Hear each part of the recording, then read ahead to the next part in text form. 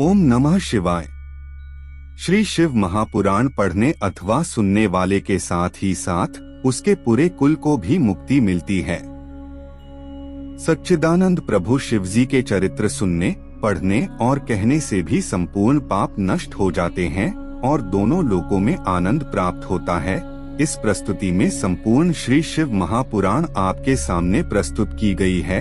आप अपने कोई अन्य काम करते समय भी इसे सुन सके, इसलिए हमने इसे पूर्ण HD क्वालिटी में बनाया है, जिससे सभी को आसानी से समझ आ सके और प्रभु शिव के चरणों में हम सभी की भक्ति बढ़ती ही रहे।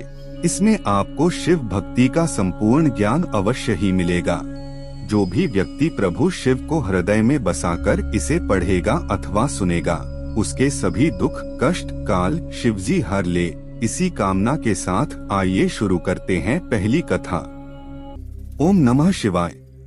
शिव पुराण की कथा के अनुसार ब्रह्मा जी की समझ से समझने की कोशिश करते हैं कि शिव क्या है, उनका निर्गुण रूप कैसा है, उनका सगुण रूप कैसा है।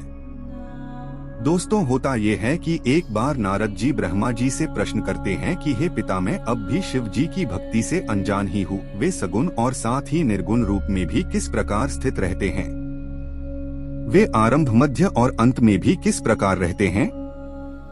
आप उनके बारे में जो कुछ जानते हैं कृपया उन पर प्रकाश डालें, जिससे मुझे और आपको भी प्रसन्नता मिले। ये सुन ब्रह्मा जी प्रेम मग्न हो गए और उनकी आंखों से आंसू निकलने लगे। उन्हें तन मन स्त्री पुत्र घर आदि किसी का भी कुछ ध्यान न रहा।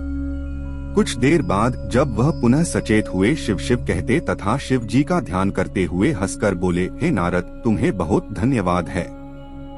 तुमने मेरे संपूर्ण कुल को मुक्त कर दिया है, क्योंकि तुम्हारे हृदय में भगवान सदाशिव की भक्ति उत्पन्न हुई है। हे पुत्र, मैं सर्वप्रथम अपनी बुद्धि के अनुसार शिवजी के निर्गुण चरित्र का वर्णन करूँगा, उसके बाद उनके सगुण महिमा को कहूँगा।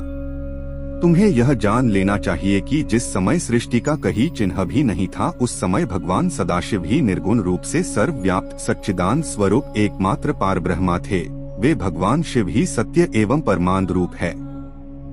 वे मन तथा वचन के स्वामी है और नाम रूप से हीन है। वे ना तो किसी के वशीभूत देखने में आते हैं और ना ही कोई उनका आदि अंत ही जानता है।